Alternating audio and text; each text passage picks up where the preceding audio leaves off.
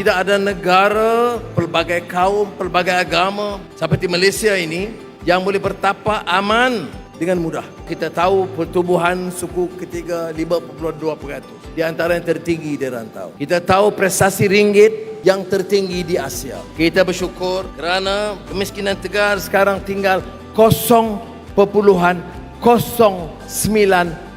saja.